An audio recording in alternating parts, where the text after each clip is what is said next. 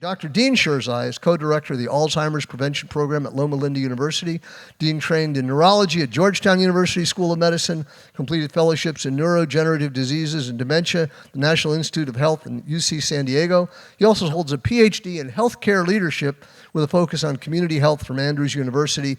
He, along with his partner, Dr. Ayesha Sherzai, is a practicing neurologist, scientist, author, parent, and one half of a husband and wife duo known as the Brain Docs, who knows the value of healthy lifestyle choices. With their Neuro plan framework, they've seen the impact on making the sick healthy and in taking the healthy to the next level. Dr. Ayesha Sherzai is a neurologist and co-director of the Alzheimer's Prevention Program at Loma Linda. She leads the lifestyle program for prevention of neurological diseases. She completed a dual training in preventative medicine and neurology at Loma Linda University and a fellowship in vascular neurology and epidemiology at Columbia University. She's also trained plant-based culinary artist. She, along with her partner, Dr. Dean Sherzai, is a practicing neurologist, scientist, author, parent, one half of that husband and wife duo, the Brain Docs. They are really, there's a lot of cardiologists in this business. There's a lot of, lifestyle medicine people, but, neurology, and we're all creeping up there, I just hit 72. We're all thinking about our brain health because, and there aren't a lot of people. They are the experts in this field, and we're really blessed. Dr. Weiss is really blessed to have them with us. So without further ado, Drs. Dean and Ayesha Sherzai.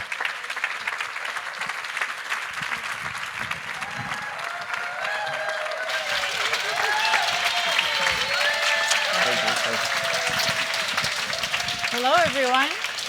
So excited to be here. It feels like we're with family. Yes. Honestly, it doesn't Absolutely. feel like a conference or events where there's a huge wall or a gap. I mean, I was talking to so many of you lovely people outside, and we're just thrilled to be here and have an opportunity to talk about something that both Dean and I are very passionate about, which is brain health and the profound impact of lifestyle on brain health.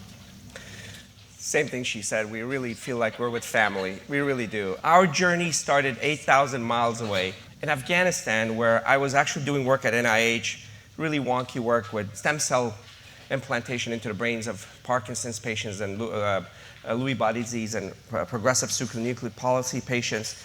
And then afterwards, we were in service. So we traveled the world doing service, and we met in Afghanistan in a party. My story is, and thank goodness she doesn't have time for her story, but my story is, I'll squeeze my version in there sometime, okay? I was talking, and I see this young lady pick up a chair, sit next to me. Very forward, but that's okay. She sat next to me and very close and starts talking to me. And at the time, I was creating the healthcare system of the country. Actually, I was in charge of that and created the whole healthcare system around women's empowerment. Look how that turned out.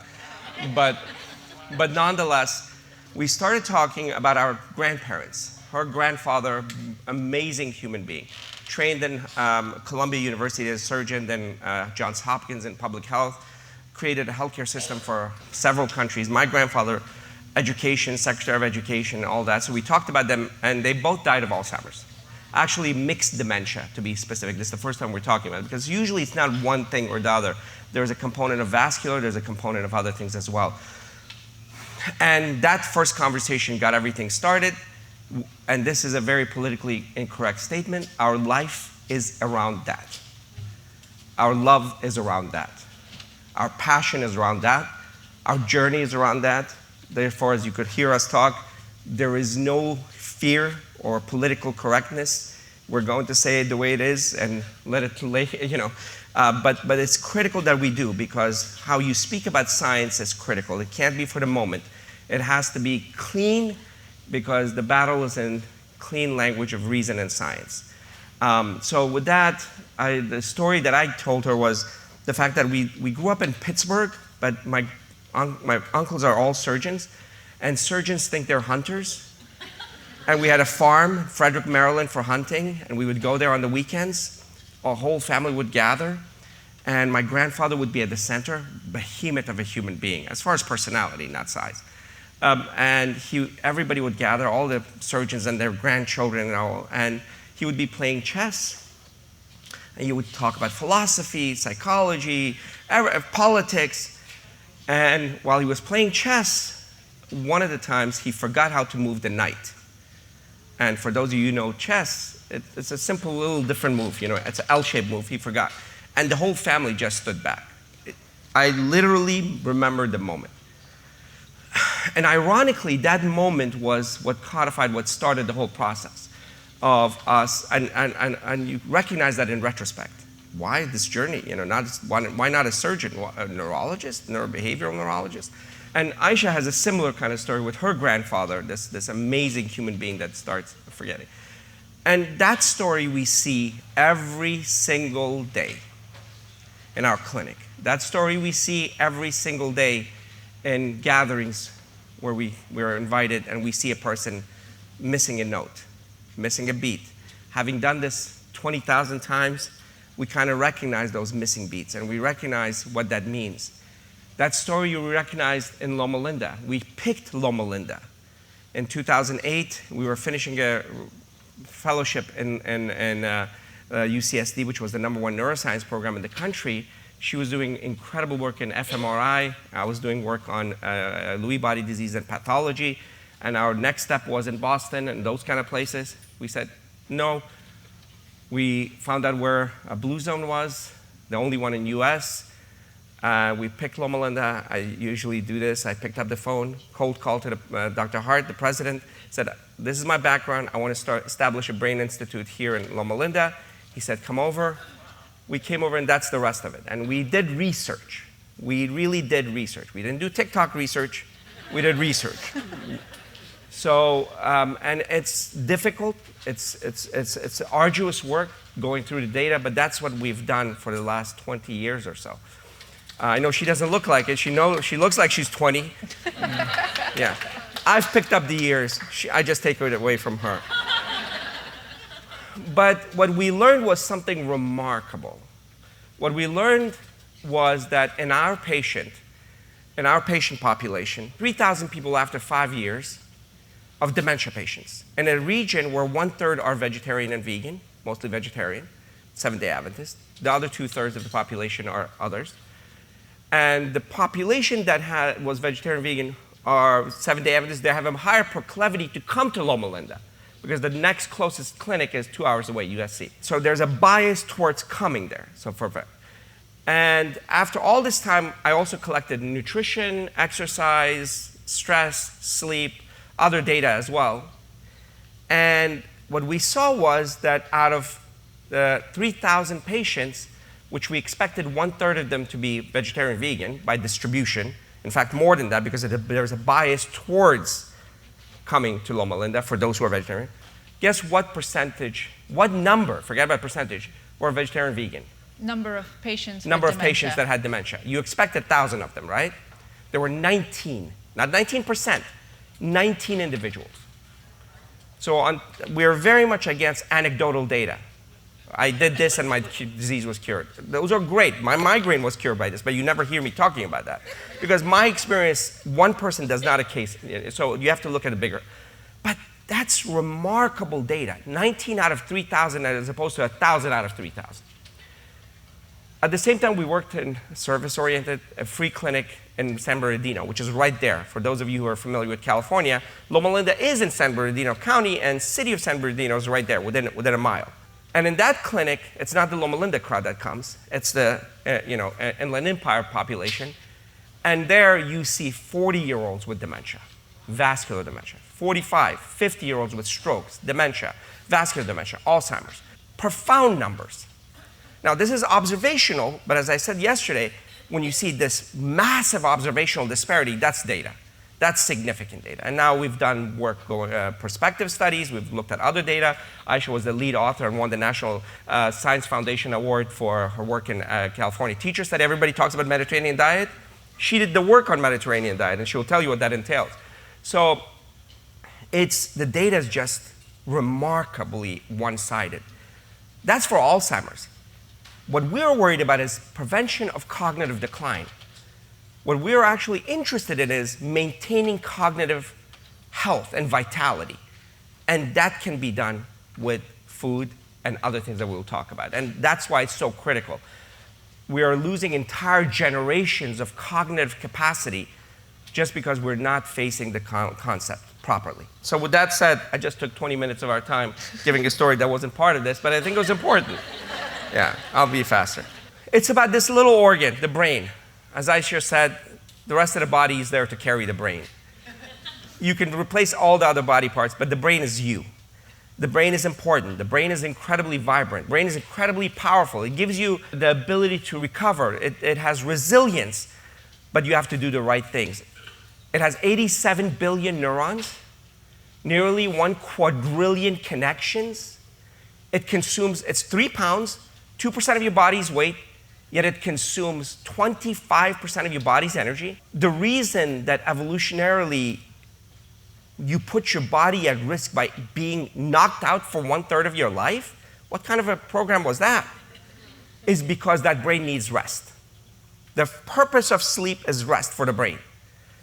And that's a clue there. We'll get to that. So this brain is incredibly powerful, way more power than we need, way more power than the decision to eat kale versus spinach, or to watch this show versus that show. It has profound capacity well beyond your 80s, 90s, and beyond. It's way beyond what we think it can do.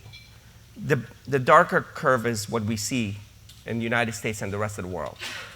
After the age of 20, there's a decline. You're not noticing it because there's a reserve. There's a bank that's full, and you're drawing from that bank, but you're not noticing that you're running out until the point that you're running out. But you have to start worrying about the bank earlier, way earlier. The reality is we can have the blue curve. The next graph is actually going to show an incline in the blue curve, because now we have data that the brain can continue to grow well into your 80s, 90s, and beyond. As we have examples, these are some of the people that you know. The one in the middle you might not know, that's Dr. Wareham. He was a cardiothoracic surgeon in Loma Linda that did open to closed surgeries up to age 95. For those of you who are doctors or surgeons or no surgeons, after a certain age, they're in the surgery, but they're standing telling the nurse practitioner and other doctors what to do. He was doing the work better than anybody else. And at age 95, he retired because he wanted to travel and see the world and talk. You can find his talks on YouTube at CNN and other places, and he was sharp, incredibly sharp. And he lived the life that we want everybody to live, which is squaring the curve. As it is in the West, we start having a decline in our 50s. Blood pressure, actually 40s. Cholesterol, prediabetes, most people don't even know they have prediabetes, and we did studies that even that affects cognition. And then the other chronic diseases, inflammatory diseases, the degenerative diseases, the joint disease. The point is to live a way that you don't have those diseases or have minimal, and then at the end, the curve, there's no curve, and that's the way he lived. In the last month of his life, he had a decline, and then he passed away in his own terms, in his own bed. And you know people that have been as sharp as anybody in their 80s and 90s. Linus Pauling, Jane Goodall, many others. We usually have the picture of Picasso here, but a lot of people don't know if his paintings before and after was any different. I'm joking. I appreciate his art. I appreciate his art. We just saw his museum, yeah. But besides the positive, we have a negative, a behemoth catastrophe to face and win this battle.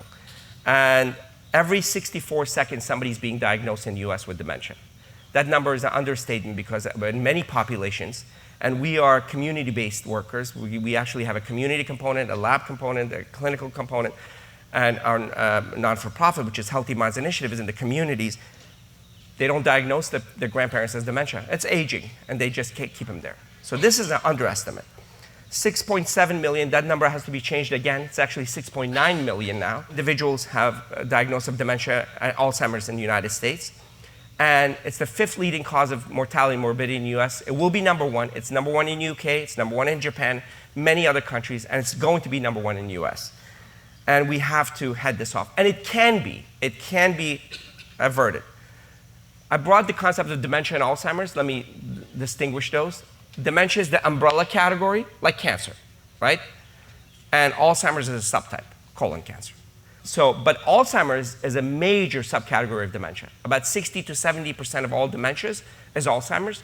But you have other types: Lewy body dementia, vascular dementia, Parkinson's dementia, Huntington's dementia, many, many other dementias. But Alzheimer's is the dominant one. 1 in 9 individuals over 65 are diagnosed with Alzheimer's, and that number is growing. And the number of individuals suffering from dementia will rise exponentially in US and in other places as well. And there are many causes for that. The cost. The second costliest disease in America is heart disease at $125 billion. The direct cost of Alzheimer's is $345. The indirect cost to the family, to the support structures, is $340 billion. And it will be more than $3 trillion direct and indirect. Direct only 1.1, 3 trillion by 2040, 2050, which will overwhelm our healthcare system by itself if we don't address it. There are some sex differences. Women have a much higher risk of dementia than men. And there are many reasons. Today we will not go into the details of that, but maybe during Q&A we can answer some of that. Racial disparities. African Americans have a much higher risk. Hispanics have a much higher risk. Guess what the reason is? It's not genetics. It's lifestyle, environment. And we'll talk about what that entails. Before we go on to the what to do, it's the myths. We always fight myth. We always fight pseudoscience. We always fight the partial victory of the moment instead of the bigger, more concerted, reason-based approach. So the myths to avert is that it cannot be prevented. That's the one that was controversial 10 years ago when we said that it could be, but now it's not. Everybody accepts that a great number of Alzheimer's can be prevented. The numbers vary. Some people say 40%, some people say 60%. We say, and ours is extrapolation, which is a weaker data, but it's extrapolation is when you see patterns going in a direction. If people live the optimal life early enough, 90% can be prevented. And it's extrapolation. I want us to see how we're holding ourselves accountable to the language we're using. But as it stands, definitely 60% of Alzheimer's, even with the kind of lifestyle that everybody else purports, not us, 60% can be averted. And the reason that we have had difficulties is because there's been a hyper-focus on one model, amyloid and tau model. By the way, there was recently this controversy that somebody fabricated data. Yes, but it still doesn't take away the amyloid model. It's still a part of the story. It's not the totality of the story. Although we challenged that theory at the beginning, but we never said it was never a part of it. It's a small part of it. It's a downstream philosophy. But what happens, scientists just focus on one thing, all grants go on that thing, and not the prevention side. And now we know that that's a part of it. The second part is genetics. People say, oh, it's genetics, nobody can do anything about it. Like as if it's genetic, it's a foregone conclusion. No, everything is genetic. Your behaviors are genetic. Population movements are now realized to be genetic. There's a R7 dopamine gene. Those populations that moved from one region of the world to the next region, they found that the R7 dopamine gene was much higher per clavity. That means that they were risk takers. So everything, my driving, Ayesha would say, is genetically based. Yeah. Yes. But genes manifest differentially. They manifest in Huntington's at 100% penetrance, meaning that if you have that gene on chromosome 4, that little locus, which will be eliminated, I don't care if you don't believe in genetic modification, I will, if my patient has it, I will make sure that that genetic modification is applied because it's a horrible disease. It's a devastating disease. That's 100%. If we find out somebody has Huntington's, we find out about their children because we know that they will develop the disease at 30-something years of age, and they have to be prepared. But other diseases don't have 100% penetrance. This is the genetic map of Alzheimer's.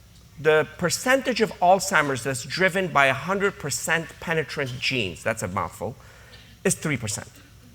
Meaning that the kind of genes that would guarantee you getting Alzheimer's is only 3%. The yellow three genes on the left upper, which is APP, presenilin-1, presenilin-2, if you have those genes, you're going to get it. But even those are affected by lifestyle, but you're going to get the disease earlier than 65 usually, earlier than 70. But that's just 3%. Really? Alzheimer's is not driven by genetics? It is, but partially. So the second highest penetrance is ApoE4. How many people here know about ApoE4? Wow, okay, this is a well-informed population. Okay. ApoE4 is a gene that has to do mostly, not all, with lipid transport. There's a clue there, fat transport. And there are different alleles, different types. If you have ApoE4, ApoE2, you're protected. really protected. ApoE3 is a wash. ApoE4, if you have one allele from one parent, your risk goes up 3 to 4 times. You have 2 alleles, one from each parent, your risk goes up 12 times. So, if you have 2 alleles, some of you must have heard about Chris Hemsworth? Yes. Thor? Yeah. You're familiar with him? Okay. Yeah, they are. Yes, she is. Yeah, so he had 2 genes, and so he was worried. If you have 2 genes, do you develop the disease? No, 50% never develop the disease. Even with marginal lifestyle, 50% never develop the disease. The clue, lifestyle. We'll get to that. And that's a higher penetrant gene. What about the other ones down below? They increase the risk 5%, 4%, 10%, things like that. What are those genes? They have to do with inflammation, clue. Glucose dysregulation, lipid dysregulation, exocytosis, or getting rid of garbage, waste. All these are clues. There's going to be a quiz pretty soon, yes. So this is the clue. The genetics is the clue. The genetics give you part of the answer. The genes are not Alzheimer's genes. Most of the genes that are multivariate are not Alzheimer's or disease genes. They are at the interface of lifestyle and risk, and not so much a disease that ends up in an outcome. So that's a positive thing to know. The third myth is that there will be one medication, one treatment. We're not against research. We're not against molecular research. Not in animals, not just because we don't believe in animal torture and all that, but because it's not useful. 400 drugs have worked in mice. How many of those have worked in humans? 0. Mice do not men make. That sounds intellectual, but I don't know. As the poet says. So mice are not men. So there are better models. There are human models. And what I talked about, how you can, incredible positive correlative data is as good as causative data, almost. That's true. When you have this flood of data that shows correlation across different types of studies, it's as good as causation. So we have plenty of data. And the one medication that's come out now, that's been approved now 2, but the second one is better, less side effect. I'm still worried. In certain population, I still would be in supportive of that, but it's a narrow population, very, very narrow. And the benefit is 27% slowing. For you and I who don't have the disease, it's not much, but for the person that's going through it, it's a lot. So I'm open to that small, narrow gap. And then the fourth myth is how we manage prevention is critical that we approach it in a more complex way. The disease does not start when you first forget. So everybody here, you have the disease. And when I say the disease, all diseases. Because most of the diseases don't start like this. You all have cancers. You all have dementia. This is a very good talk to start in the morning, right? Yeah. Very optimistic, positive. They're going to invite me right back for this. Yeah. Yes, you feel the love. You feel the love, yeah. You all have dementia. You all have cancer. So especially for cancer, you have cancer cells coming up all the time. It's your body's response to it that kills it and all. Dementia, it's not a point. Yeah, once you have this, look at how blunt the diagnosis is. Once a person has difficulty with their ADLs, activities of daily living, like finances or driving, not because of physical limitation, eye, ear, but because of cognitive, they have dementia. That's not but the decline starts earlier. So assume you have risk and live life in a way that you can reverse that risk and actually improve cognition.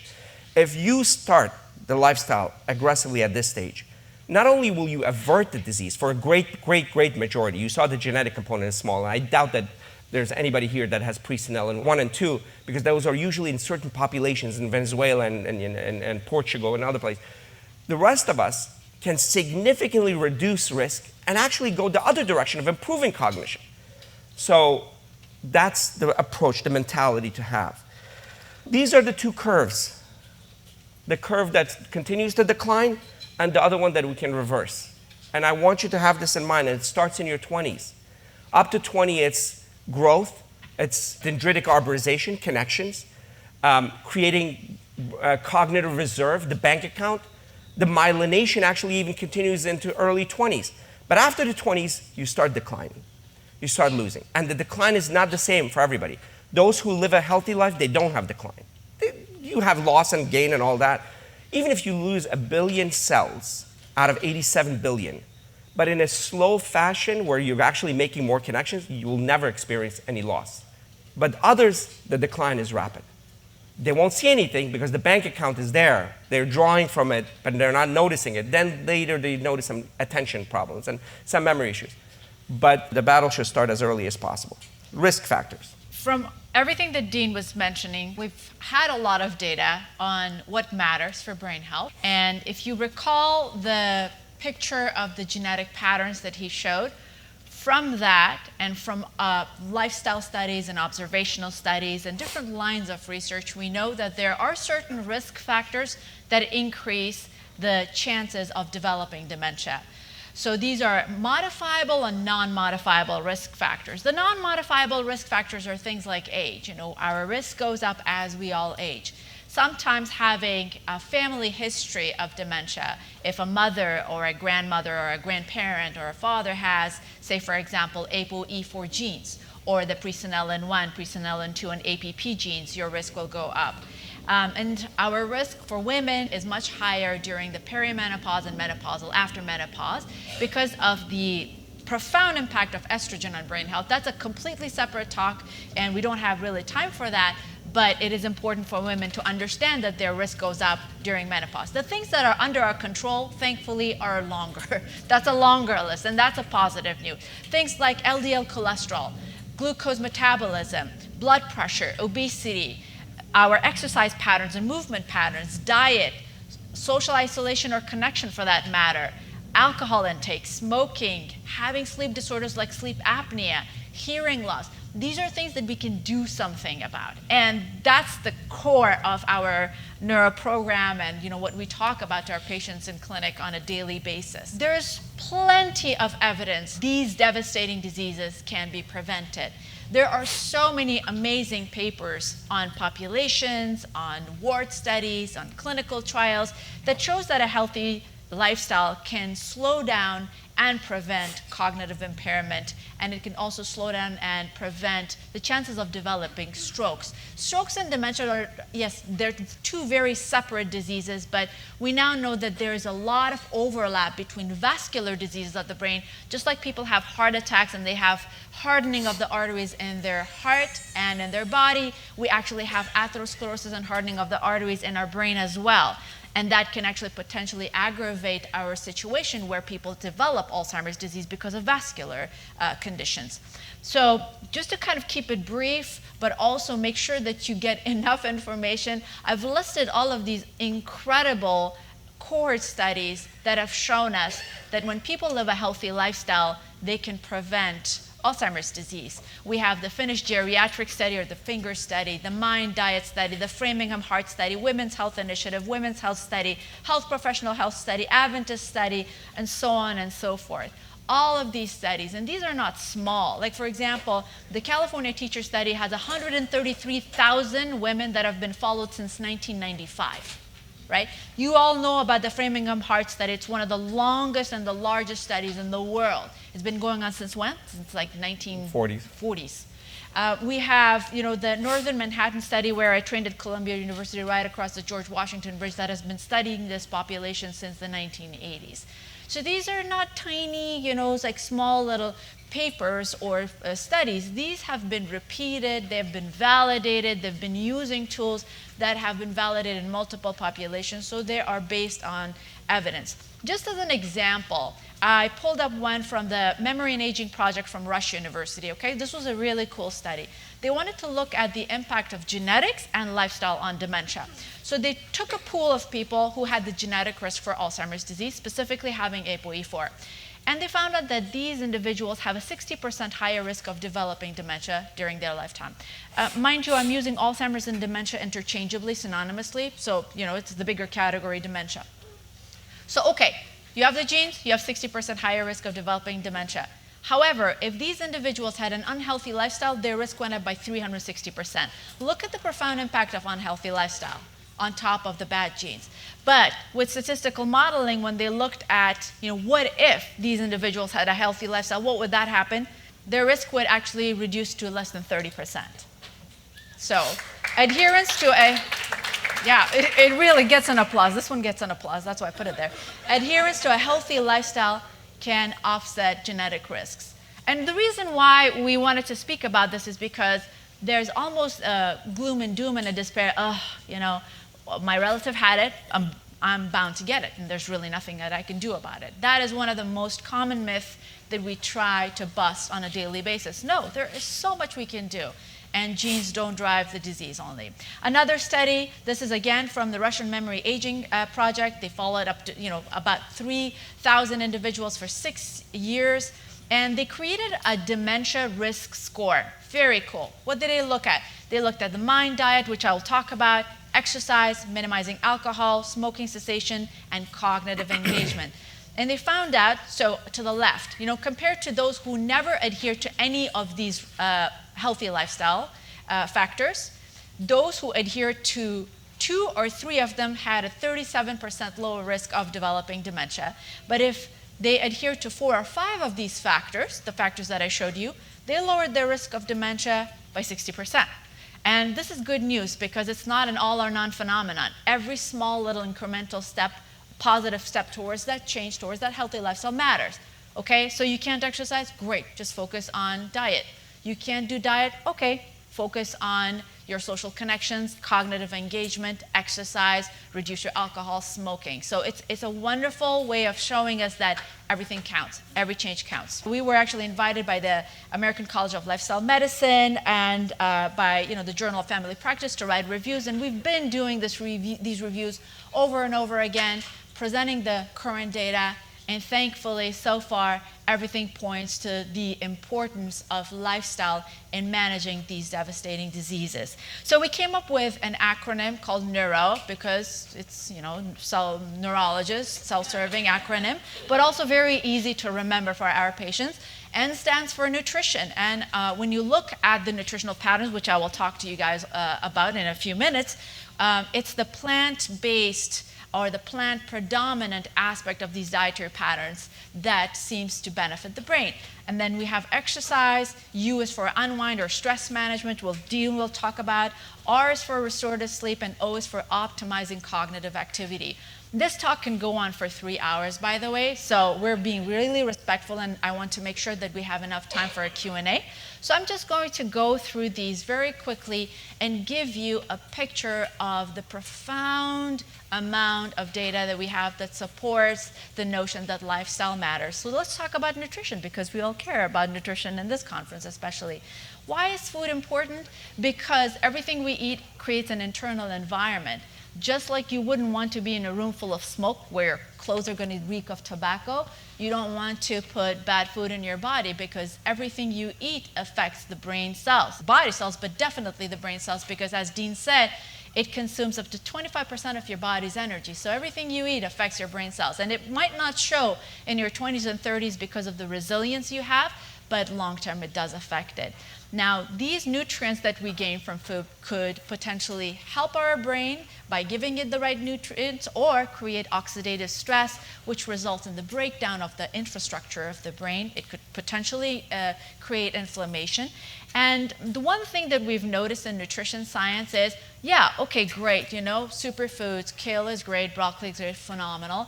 But scientists are focusing more on dietary patterns, because what do you eat along with that kale matters too, right? So if you're eating, say for example, some chia seeds, but if you put some whipped cream on that chia seed, that relationship changes, right? So we look at dietary patterns, and that's what we've been focusing on, and I'll show you the research papers on dietary patterns. So what do we know so far? What does the research show us? To kind of summarize it, the dietary patterns that have been studied extensively are the Mind diet and the Mediterranean diet. The Mind diet is a derivative of the Mediterranean diet. It stands for Mediterranean-Intervention for Neurodegenerative Delay. That's a mouthful, so Mind. But basically, it's a combination of the Mediterranean and the DASH diet, dietary approach to stop hypertension. And when you look at the dietary pattern, it essentially includes things like greens, beans, cruciferous vegetables, whole grains, nuts, seeds, low meat or no meat, lower amount of saturated fats, which essentially means no dairy, no cheese, very low alcohol to minimizing alcohol completely, and focusing more on unprocessed plant-based foods and less animal foods. What does that show? So the Mind diet has been associated with reduced incidence of Alzheimer's disease and other types of dementia. This paper was groundbreaking, published in 2015 by a phenomenal research team at Rush University. They found out that people who adhered to the Mind diet had a 53% reduced risk of developing Alzheimer's disease compared to those who didn't adhere to it, which is amazing. 53% reduced rate. What medication have you heard of that does that? None. And this was adjusted for exercise, for socioeconomic status, and all the other confounding factors that could affect that relationship. Another study showed that people who consume Mind diet or adhere to a Mind dietary pattern, they essentially slow down that decline in cognition as we age, which is incredible. And this one was really interesting. This was actually a very recent paper published in March of this year, where they looked at 581 participants. They didn't have any dementia. They followed them for 10 years, and then they passed away, and they donated their brain for science, so their brains were autopsied. People who adhered to a Mind diet or a Mediterranean diet had less amyloid plaques, you know, the bad proteins that are associated with Alzheimer's disease, and their brains looked younger, 12 to 18 years younger. So you literally have control over your brain looking better and functioning better by eating a healthier diet. I wanted to talk about whole grain. Where's Bob? Is Bob here? Hey, Bob. Okay, this slide is for you. Whole grains. There was a book called Grain Brain, and it caused a lot of confusion. And the author is a really nice person, and we're friends with him. But it just caused so many misunderstandings. Yes. But the data is completely against what that book actually preaches. Whole grains are incredible. In this study, 3,000 participants, mean age was 61, followed for 12.6 years. And I put these numbers there not to bore you, but just to show you that there's a lot of information on a large group of people for a very long time. The people who eat higher amounts of whole grains, they had 34% lower risk of dementia, 40% lower risk of Alzheimer's disease, with the benefits appearing to plateau around 2 servings per day.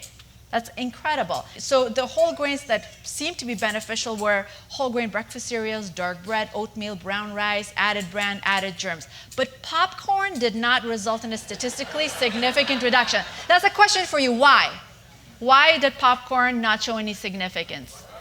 Butter. Who said that? You get $10 for that. Okay. $10 right outside. Okay. I thought She was pointing at me like, give him $10. No.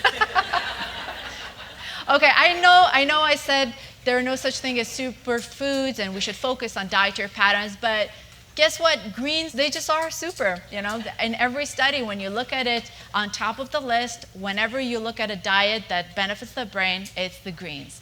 And this study actually showed that people who consumed 1.5 servings of green per day, they had an equivalent of an 11 years younger brain in age.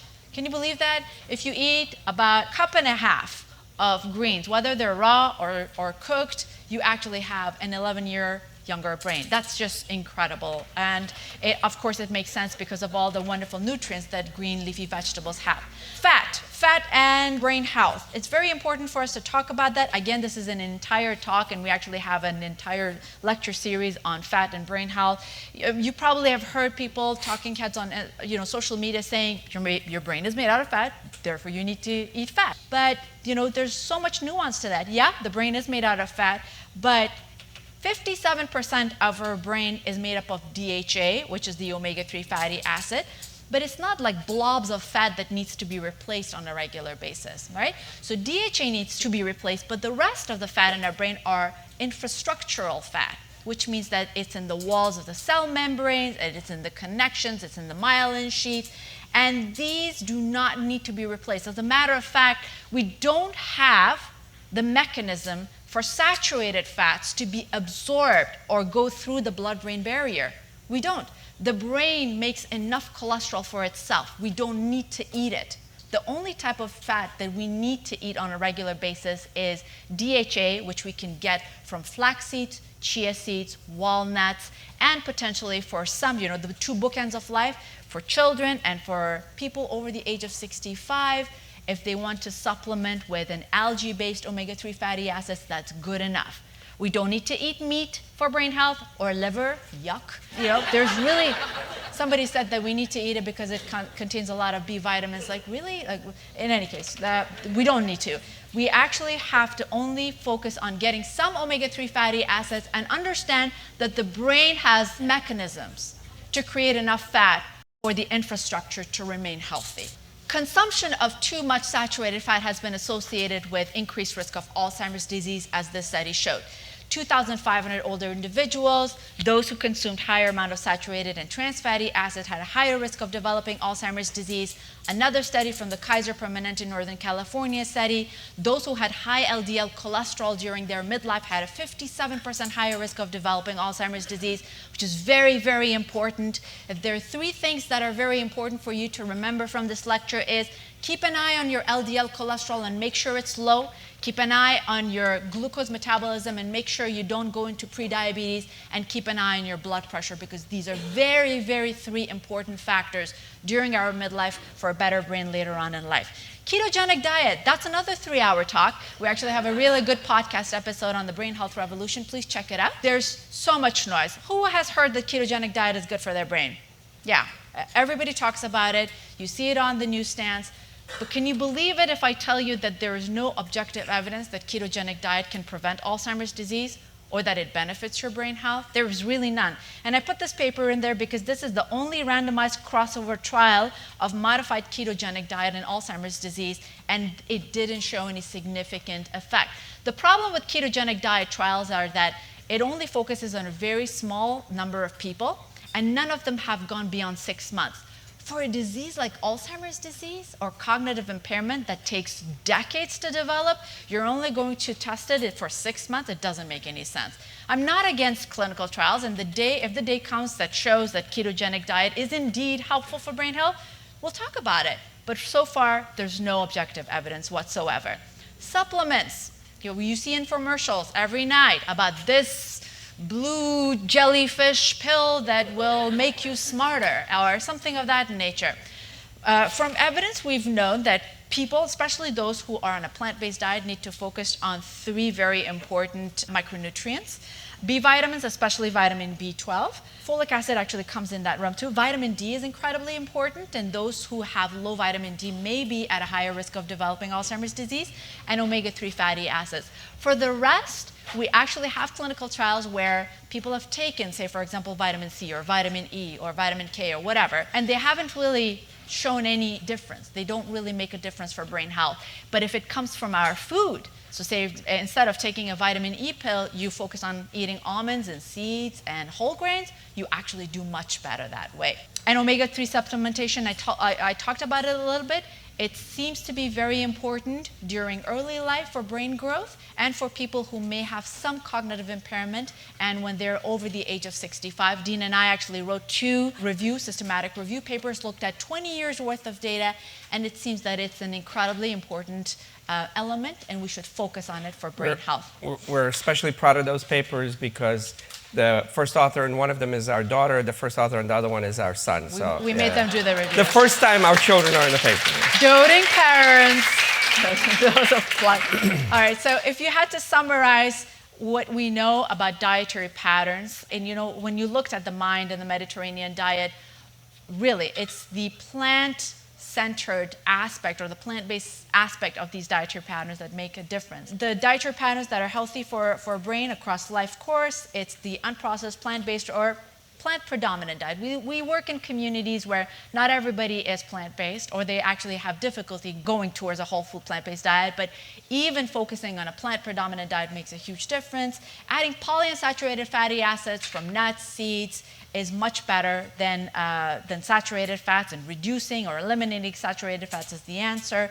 More plant proteins derived from lentils, beans, and soy products, inclusion of complex carbohydrates, focusing on increasing fiber, and omega-3 fatty acids, whether it's from whole foods like flax, chia, hemp seeds, or supplementing with an algae-based DHA So diet was really important, but so is exercise. It's important to look at the complexity of the picture. Diet is incredibly important, but there are other lifestyle factors that are as important, and exercise is one of them. Exercise has been proven to be one of the most important factors for brain growth. When we exercise, we essentially create growth hormones. One of them is called brain-derived neurotrophic factor, or BDNF. Our BDNF levels shoot up once we start jogging or walking briskly or moving. And that is essentially the growth juice. It actually creates the connections between neurons.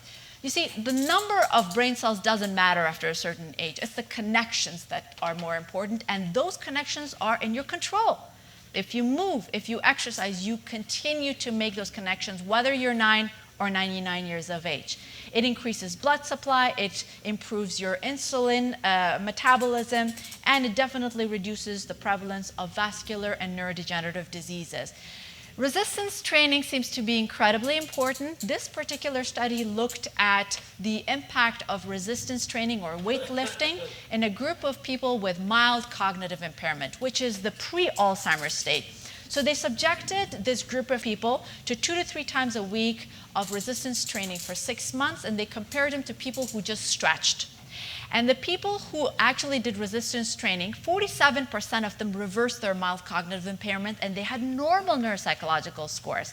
Isn't that incredible? Just with exercise, they were able to reverse and go from mild cognitive impairment to the normal range. And they stayed completely normal for 18 months after that, even without any resistance training. To me, that is just wonderful. Imagine mixing that with a whole food plant-based diet. We have so much information from amazing studies like the Framingham longitudinal study that just a daily brisk walk for 20 minutes reduced the risk of Alzheimer's disease by 40%. So you really don't have to join the gym. All of us can do a brisk walk for 20 minutes, and it's one of the most helpful things for most of our patients. As a matter of fact, even before diet, we actually ask people that if there's one thing that they can do to reduce their risk of Alzheimer's disease, just take a brisk walk on a daily basis. I'm going to give the stress talk to Dean. Yeah. Yes, of course. No, but and as far as strength training, the fortuitous, amazing fact is leg strength is associated with brain health. Bigger legs, bigger brains.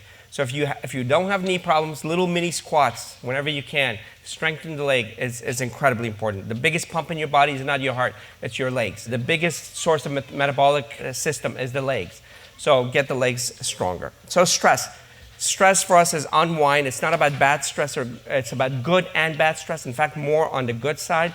Your brain is designed to be stressed. It's designed to discern. It's designed to experience attention. From that tension, you get attention. From attention, you get cognition. From cognition, you get consciousness. I'm not getting philosophical, but that's what the whole purpose of the brain is, to create tension so that you can be safer. You can create tension so you can discern differences and risks and things of that nature. So if a brain that's not going through positive stress, it's actually decaying. It's a critical fact. So let's start with bad stress. What is bad stress? Bad stress is the kind of activities, emotions, and behaviors that don't have clear direction, don't serve your purpose, don't have a clear timeline, and that creates this chronic state of sympathetic overdrive, which is cortisol elevated and all the system that actually creates the physiological tension that breaks down the brain. So the clue is, if you're doing activities, a lot of times we have to. For a while, we had to drive 2 hours to Loma Linda back and forth, and she had to deal with me for 2 hours back and forth. Sometimes we have to, but that's where the language part comes in. But majority of your activities have to be thought out. We have in our dining room, it's white walls where you can actually write on the walls. And the purpose of that is to define your stressors, good and bad. The good stress is the kind of activities that are driven by your purpose, have clearer direction, have clearer timelines, and has clearer victories. That's literally the dopamine. That's literally your emotional system being controlled. The ship of emotion is not just about serotonin. It's difficult to move it. We're doing a whole series of research on that. The serotonergic drugs, these new drugs that are being tested with psilocybin and all this, because the ship of emotion is very difficult to move. It's the small tugboats of dopamine action that move that ship over time. That's the positive action. That's the positive stress. Clear, directed, measurable, small increments of victory in a direction that's driven by your purpose. That's the stress. The group that actually had the greatest decline in cognition had nothing to do with nutrition or exercise. It was the group that was very mentally active. Then they retired and they didn't do anything for a few years. They had the steepest decline. Why? Because that brain was used to being pushed, being challenged. The neurons had that juice, BDNF and GDNF, pumping through it. And then all of a sudden, now it's not being challenged. At a later stage in life, it says too much energy being wasted for nothing. So it does what's called Wallerian degeneration. The connections withdraw, and they die out, and the brain shrinks. So don't retire, rewire. Push your brain. Challenge your brain around your purpose. Do things that you never, take classes, dancing classes, music classes. I'm taking guitar classes. It's causing dementia in everybody around me, but it doesn't matter. I'm enjoying it. I'm really terrible at guitar, but and even worse than dancing. But nonetheless, take those. I take classes that I always wanted to take online. Push your brain. Volunteering. Running a business that you always wanted to. But don't just sit and watch the Kardashians. Nothing wrong with the Kardashians. Just watching things that are reflexive actually pulls your brain from a cortical brain to a subcortical brain, and it withdraws. So push your brain around stress. That's our wall. Us with the kids get up there, write all kinds of things all the time as far as the direction and purpose, the next little assignment, little project that's going to push you. Mindfulness and meditation. For us, mindfulness and meditation is not about that thing. It's not about the form of, every day somebody comes up with a new yoga, new meditation. Whatever you do is fine. That state of mind that you achieve in that activity, the point is for you to become aware of that calmness, that parasympathetic state, and bring it to everything else in your life. For me, meditation is dishwashing. It's not that sexy. It's not that interesting. When we were in Cedar-Sinai doing our lifestyle study, we had Chopra with us with all these mantras and stuff, and I like Chopra, but nonetheless, it's not about that. It's about bringing that mindset into your life. It could be about just mindful breathing, taking that breath. It doesn't mean how many times in and out. There are whole books about 8 times in and 4 times out and 6. I'm getting stressed just listening to that. Whatever is comfortable for you to create that state of calmness, becoming aware of that state of calmness, and bringing that to every phase of your life. We've become a sympathetic, overdriven society. The thing that we had to do when we had to run away from the lion, now it's an everyday activity, every second, every minute, into our sleep. We have to take the parasympathetic growth state into our everyday life. Sleep is the most important time for the brain to cleanse itself and for your memories to get consolidated. As we go through the different cycles of sleep, and this is the sleep architecture, so we actually go through about 4 or 5 cycles of sleep every night, and it ranges from being awake, going to the deeper stages of sleep, and coming back to REM, and each stage actually has a purpose. And the most important thing for us is to reach those deeper N3 stages of sleep, because 2 very important things happen. The first thing that happens is you actually have an inbuilt janitorial system called the glymphatic system. And it only gets activated when you're in the deeper stages of sleep. It literally consists of a fluid and cells, microglia, that go around the brain, and your brain recedes. It's such a fascinating system, and I could talk about this for a long time. And it just starts collecting all the byproducts and the garbage that was created during the day. And it extrudes it into the glymphatic system, and then it goes and dumps itself into the venous system and out of your body. It's phenomenal. But we never activate those microglia properly if we don't reach the deeper stages of sleep. And guess what doesn't let us go to the deeper stages of sleep? Stress, caffeine, not waking up and going to bed at the same time. And so there's a lot of sleep hygiene techniques that can ensure that you hit those stages. And sometimes these microglia go awry when you don't sleep well. Instead of cleansing and getting rid of the debris, it starts eating away at the brain itself. And that's why people who have chronic sleep disorders actually have a smaller brain. The second thing that happens is your memory gets consolidated. So all the information, like for example, being in the conference, when you retain it, when it goes in, your brain has the capacity to put it in the right file folder and cabinet so that you can retrieve it later. Otherwise, it's going to be scattered and you're not going to remember. You know those moments where people say, I go to the garage and I don't know where I went there for? Usually, we get a lot of patients who are very concerned and scared about their memory, but it usually happens mostly because of sleep disorders. You can't really create a working short-term memory if you don't have good enough sleep. And there have been multiple studies, even in younger individuals without any sleep disorders, where they were given a material to learn, and then one group was said, don't sleep, or they reduced their sleep cycles, and then the other ones had a great sleep cycle. The one who had a reduced sleep cycle actually did poorly on testing the next day. So we have immediate effects and long-term effects as well.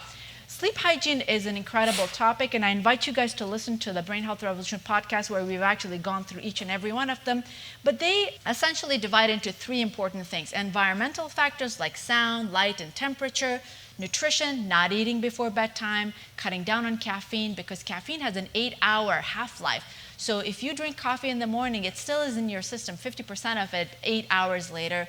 And alcohol, the idea that nightcap makes you go to sleep better is wrong, because okay, it might actually knock you down, but it never lets you go to the deeper stages of sleep. So, and then cognitive behavioral therapy is a technique where people can address their stressors. As soon as the lights go off and we put our head on the pillow, all these thoughts come rushing in. Oh my gosh, what do I do about this? Why did I say this to the other person? Why did he say that to me? So all of these thoughts come to our mind, and cognitive behavioral therapy, especially with a neuropsychologist or a neurobehavioral neurologist, can help us divide sleep time and rest time from these thoughts. So you basically couch your thoughts outside and not associated with bedtime. And then identification of sleep disorders is incredibly important. Sleep apnea has become an epidemic. It has to do a lot with lifestyle. So people who may be overweight may have higher risk of sleep apnea, but even beyond that, it has to do with our anatomical variations. Some people have short necks, or they have problems with their pharynx and they can't breathe properly. And when people have sleep apnea, they have in one study it showed that they have a 70% higher risk of developing Alzheimer's disease. So if you have a partner who stops breathing at night, or if they are too groggy in the morning, or they have headaches in the morning, or you can actually see that they're having difficulty breathing, or they fall asleep during the daytime when there's a lecture going on, or they're watching TV, have them tested. It's a very easy test, and it can profoundly change that risk factor, as well as restless leg syndrome. All right, optimize? Optimize is incredibly important. It's that positive stress I was talking about. Sudoku is great. Actually, it's not great, but I hate Sudoku, but that has nothing to do with Sudoku. That's with me. He couldn't help himself. I said don't say it, but he did. I know. We did a meta-analysis. As I said, meta-analyses are tough. We did a meta-analysis because those scientists that did the research, they have to give you their data, respect you to give you the data. We did the meta-analysis, which was published in 2019. Yes. And we found three things. Well, I'll get to these, but three things. Complexity, purpose, and challenge. Find activities that are complex. What are complex? Real life activities. Playing a musical instrument, learning to dance, taking classes, running a volunteer agency, or being a volunteer, interacting people, book clubs. In our Neuro Academy, we have all of these book clubs and things of that nature, because those are real activities. Sudoku, you're challenging a mathematical part of the brain and maybe some executive function. But when you're playing guitar, not me, when you're playing guitar, you're reading the music, that's your left parietal lobe, Wernicke's and Broca's. You're processing it intellectually, it's your frontal lobe. You're processing it visually, it's your occipital lobe. You're being creative, it's your right parietal lobe. You're dexterous, that's your basal ganglia and the motor cortex. You're emotionally involved, that's your limbic system. That's your entire brain being activated. In context, in life context. That's why it's critical to keep your brain challenged on a regular basis. So that's complexity. That's purpose, because you're doing something you wanted to do, and challenge means keep pushing yourself. And I've done this before. If you're playing guitar and it's a song that's 4 chords, try a song that's 5 chords. If you're doing a dance that's got 5, jig that has 5 moves, do one that has 7 moves. Keep pushing yourself, and that's the critical factor. So the takeaway is that positive stress is incredibly important throughout life. So that's basically Neuro in a bundle. These are our 2 books. Our third one, you're the first group to know. Actually, we have already been accepted, our third and fourth book, so that's pretty good to know that 2 books are on the way. But the next one is coming out in a few months.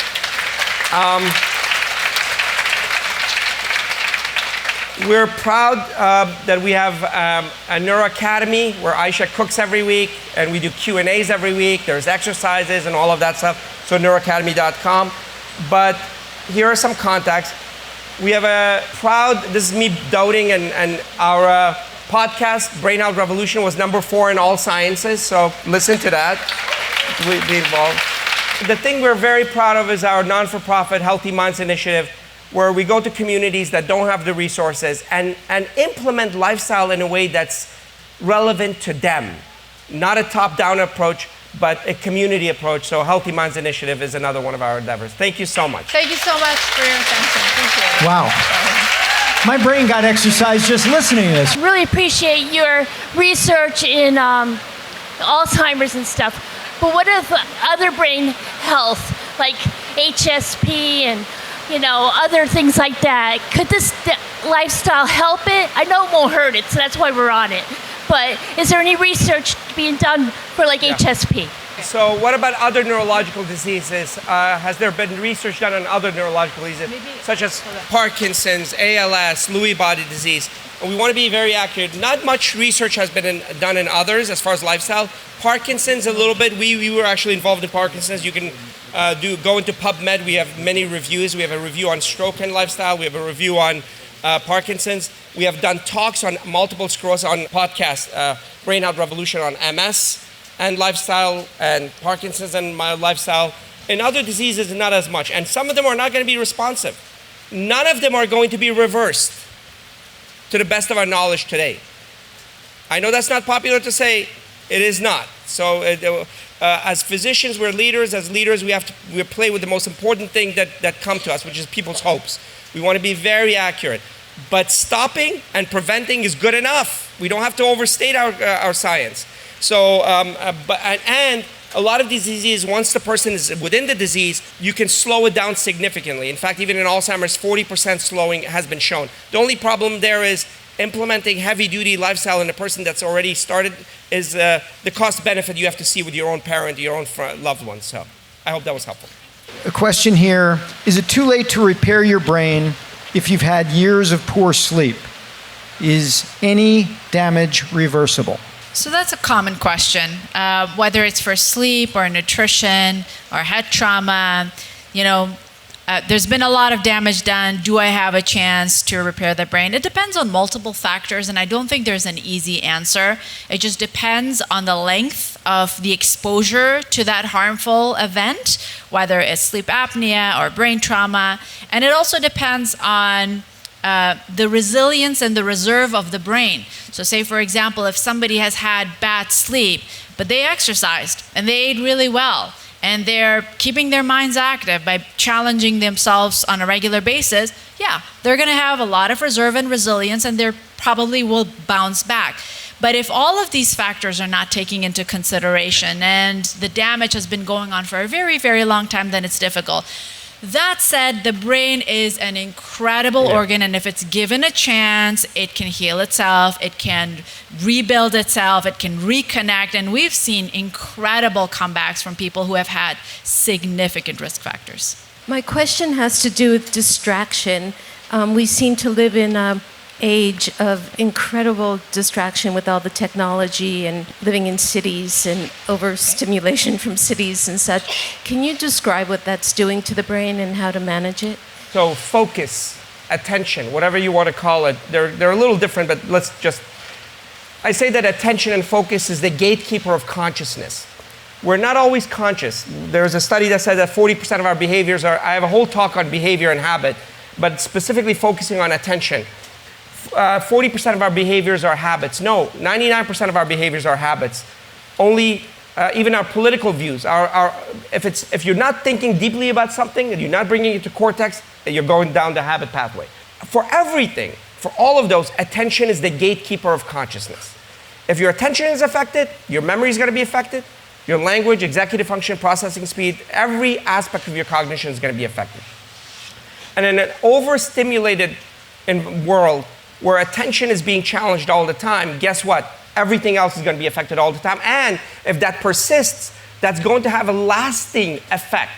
So beautiful question, because it brings us to the fact that of all the neuropsychological components, the 6, memory, executive function, language, and all of those, attention is the most important. Do everything to build attention. And that doesn't mean that you have to do 5 hours of meditation and yoga.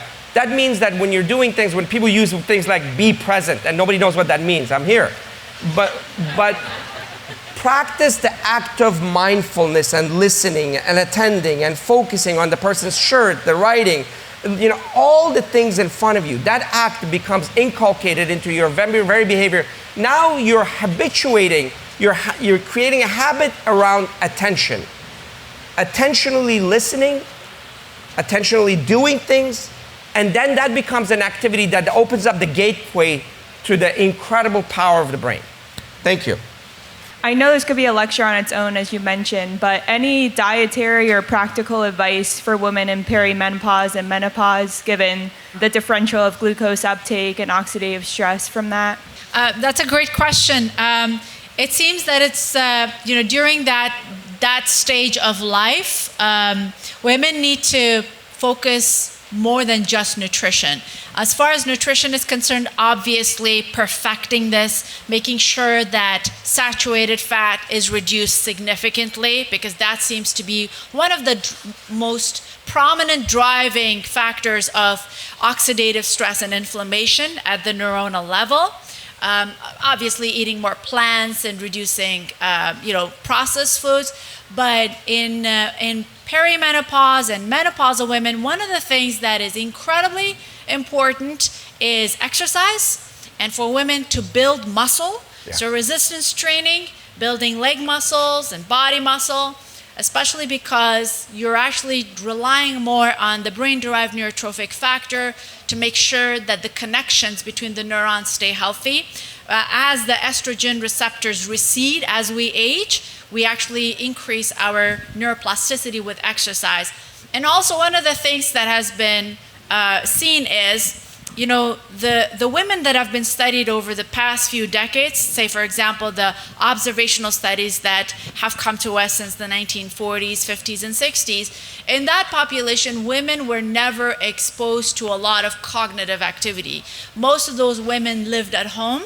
Not that that's a wrong thing, but they were not cognitively challenged as much as men were at that time.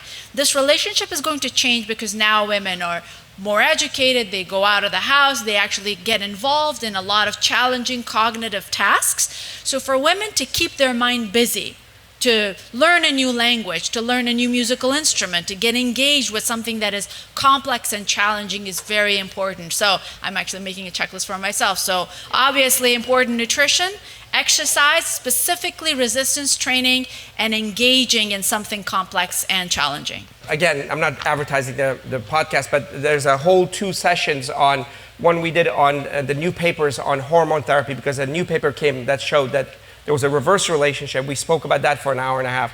And then another one on perimenopause and cognition. Yeah, we went over 25 pages. If you're interested, it's the episode on menopause and brain health. Excellent.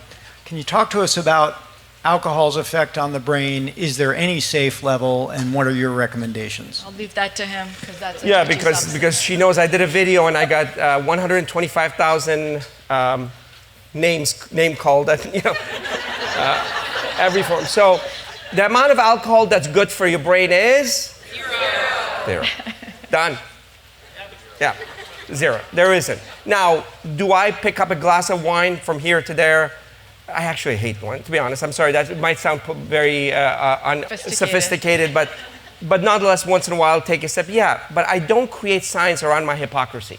There's a lot of that going on. Because I do it, now I have to reverse science it. No, there's no amount of alcohol that's good for your brain. Marijuana, on the same line. At this point, first of all, I'm extremely sad that so much time was lost doing research on those great drugs because of some ideological BS. But right now, the evidence is that people who use marijuana chronically, it affects their memory negatively. That's it. That's the science. Thank you. Let's give a round of applause.